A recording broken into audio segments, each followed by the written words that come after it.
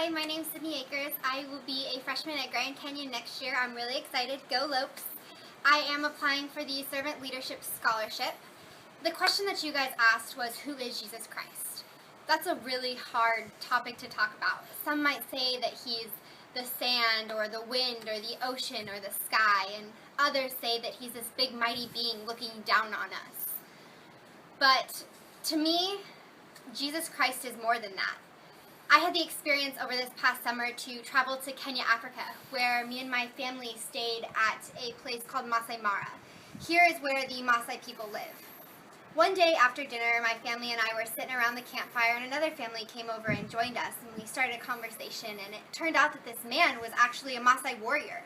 So he lived this lifestyle of dressing in these gowns, carrying his stick and their spears. And his wife was actually a Canadian woman, and we got talking about religion, and I asked him, so what do you guys believe? Like, how do the Maasai people feel Jesus Christ is and who he is? And he told us that the Maasai people believe that Jesus Christ is everything. He is the animals and the trees and the ocean and the sky. And the wife barked up her head and said, well, you know, religion was the hardest thing for us when we first started our marriage. I would say something like, oh, I'll go get milk tomorrow, and the husband would say, no, you don't know if you'll go get milk tomorrow because Jesus might not have that in store for you. So he is this big, mighty thing in the sky that knows what you're going to do next, and he may not. I thought this was really interesting to see these different takes on who people thought Jesus Christ is. But to me, Jesus Christ is you, and he's me, and he's my mom, and my dad, and my brother. And he lives in every single one of us.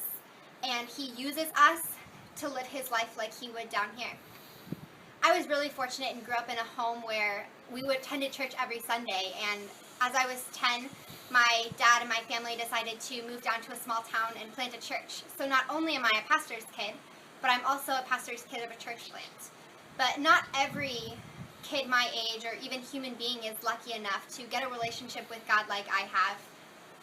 Some people grow up in the homes where families don't believe in Jesus and feel that they should look down on those who do. But just because people grow up in these homes doesn't mean that they can't have a relationship with Jesus.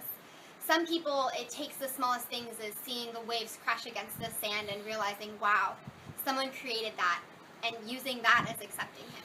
Or something different as walking around downtown Phoenix and seeing a hobo on the side of the road and giving them your leftover food, and realizing that you just made a friend that day, whether you'll ever see him again or not. A relationship with Jesus Christ is something personal. It's a friendship that you form between him and you, where you feel that he is connected to you and you're connected to him in a way that no one else will ever know.